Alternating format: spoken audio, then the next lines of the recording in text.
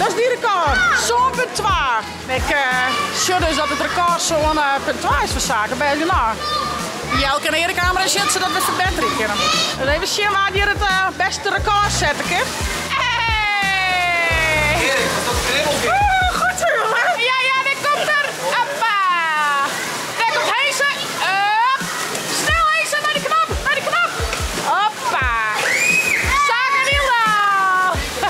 2 in 1. En nou is Erik gaat dan even naar de record zetten, hè? Even naar de record zetten, hè? Ja. Heeft die nou een job? Ja, ik ben even fanatiek, maar even zien, ik hier.